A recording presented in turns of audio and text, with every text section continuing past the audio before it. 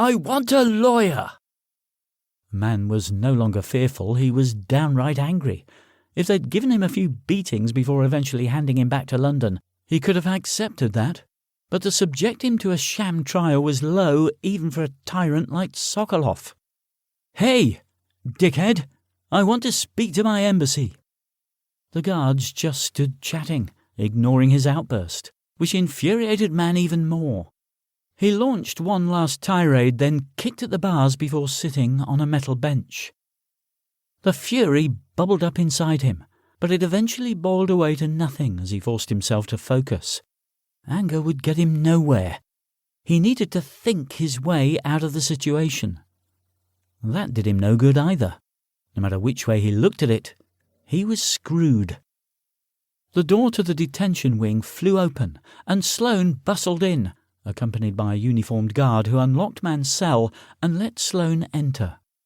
"What the hell's going on?" Mann asked. "Why are they putting me on trial without going through the proper process?" Sloane sat down and urged Mann to do the same. When he did, Sloane leaned in close. "I have no idea what's going on, but they have a real hard-on for you, it seems." He extended his hand. "Dominic Sloane, by the way." Mann had never met Sloane, but knew of him, just as he knew all the players at the local embassy. He shook the proffered hand. "What has London said? Can they get me out?" "They're looking into it.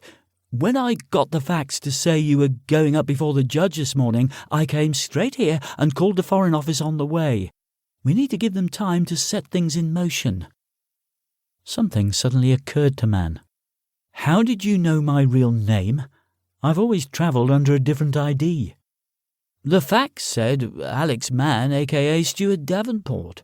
We knew your Davenport legend. I just assumed you told them." "No.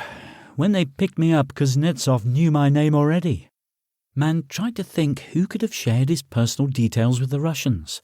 As Sloane had confirmed, no one local was party to that information. Someone in London must have told him. Sloane frowned. "That's not good." A slight understatement, Mann thought. "How much time do I have?" he asked. "How long is this trial due to last?"